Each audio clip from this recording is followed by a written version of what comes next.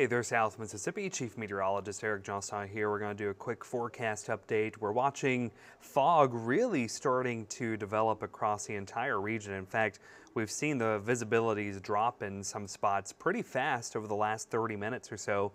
Looking on the tower cam here, this is our Champion Jeep Ram tower cam at I-10 and 605. So basically Cowan-Lorraine there, looking towards the south, and you can see the fog has really gotten dense. In the last 30 minutes or so, about 30 minutes ago, we were looking at this tower cam shot and it was not as dense as it is now. Visibility at the airport in Gulfport has dropped to 1 mile, and so that's why that dense fog advisory is in effect for all of South Mississippi for dense fog, reducing visibility to less than 1/4 of a mile. So you want to allow some extra time to get to your destination overnight tonight and tomorrow morning.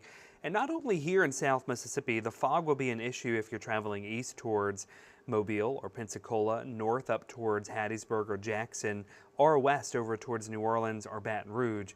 You're going to be dealing with the fog over a large area, so not just confined to us in South Mississippi for whatever your travel plans are. Beau Rivage Tower cam in Biloxi, we're seeing the fog really start to fill in there. And looking at the Silver Slipper Tower cam, really can't see anything there because of the dense fog.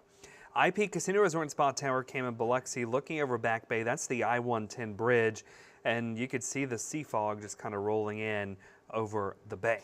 Hancock Whitney Bank Tower cam in Gulfport, seeing a lot of fog there in downtown Gulfport. Our temperature is now 65 degrees, and we talk about this a lot, our dew point number.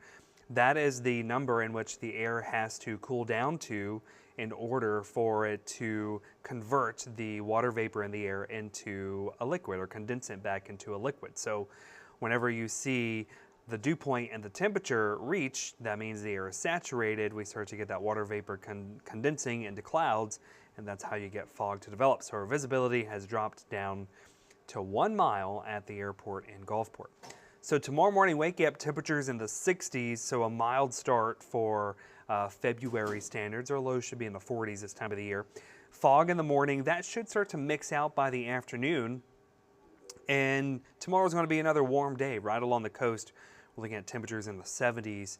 Low temperatures again for the entire region tomorrow. There may be a few spots briefly dropping into the upper 50s, but most of us starting out in the low 60s. Along the coast, low 70s for high temperatures, but north of I-10, that's where we're going to see the opportunity for some upper 70s, close to 80 degrees. And the reason the coast is a little bit cooler is because our water temperature is in the upper 50s to low 60s. So that is keeping areas right along the water just a few degrees cooler than the rest of the other locations. Friday looks like a repeat. Fog in the morning, warm temperatures in the afternoon. Saturday looks pretty much the same way with temperatures in the 70s along the coast, upper 70s to low 80s north of I-10.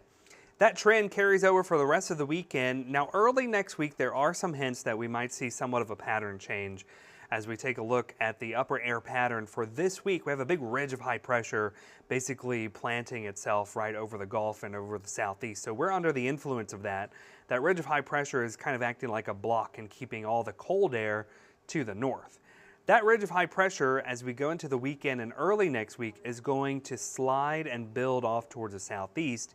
At the same time, we're going to see a big dip in the jet stream developing across the western half of the United States. That dip in the jet stream is going to allow for cold air to spill on down from Canada. Now the question is, how far south can that cold air make it?